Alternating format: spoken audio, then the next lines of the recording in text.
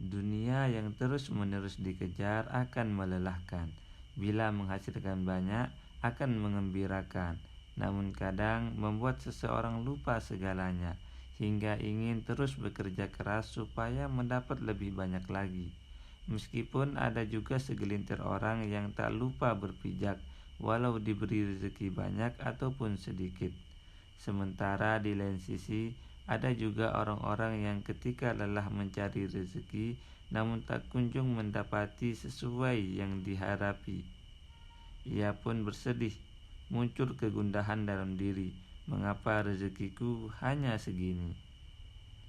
Allah Subhanahu wa Ta'ala berfirman yang artinya, dan sungguh akan kami berikan cobaan kepadamu dengan sedikit ketakutan, kelaparan, kekurangan harta, jiwa, dan buah-buahan.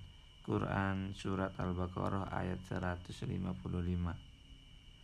Teruntukmu yang sedang sedih, dirundung galau karena sulit menemukan rezeki, bukankah Allah telah menjanjikan dalam firman-Nya yang artinya, dan barang siapa bertawakal kepada Allah, niscaya Allah akan mencukupkan keperluannya.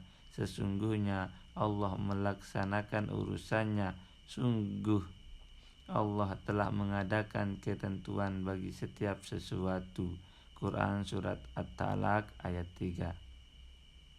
Ada Rasulullah Shallallahu Alaihi Wasallam yang telah mempraktikkan, meski hidup sederhana, namun rezeki seolah-olah selalu datang menyerbu kehidupan beliau tanpa dicari susah payah. Uang, jabatan, dan segalanya mengantri pada beliau. Namun beliau tidak silau bak raja-raja di istana pada masanya, namun memilih hidup sederhana dengan rumah kecil tanpa perabotan mewah, pakaian beberapa helai, dapur yang biasa tak mengepul beberapa hari, dan makan dengan sederhana. Sebab bila beliau ingin menyetarakan harta dan pola hidupnya, tentu tak ada umatnya yang akan sanggup mengikuti pola hidup beliau nanti, karena beliau kaya raya. Namun beliau memilih untuk menyedekahkan seluruhnya.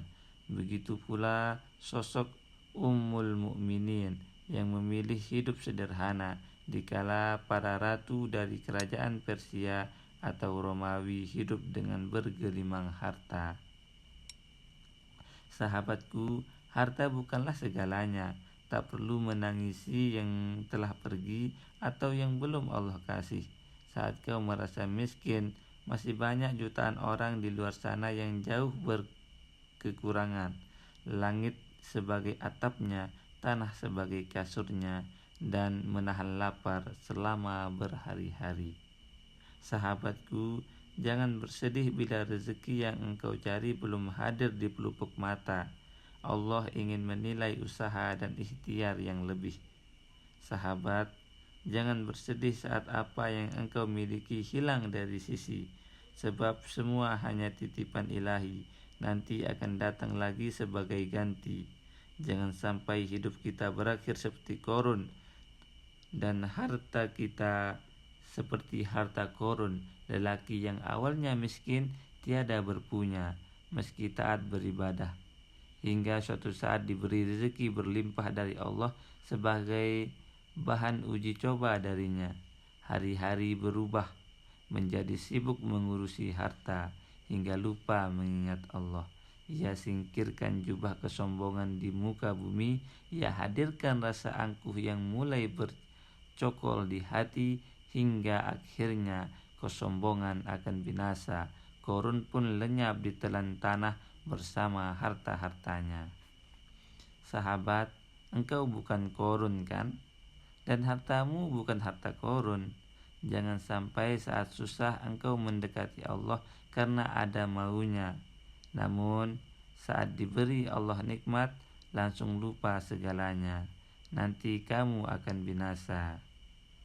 Ada sebuah quote dari Ahmad Rif'an yang berbunyi, kita seolah makhluk yang begitu sibuk, bahkan untuk beribadah dan berkomunikasi dengan Allah saja kita harus menyempatkannya. kita seolah manusia pelit. Bahkan untuk akhirat kita justru menyedekahkan harta yang tersisih.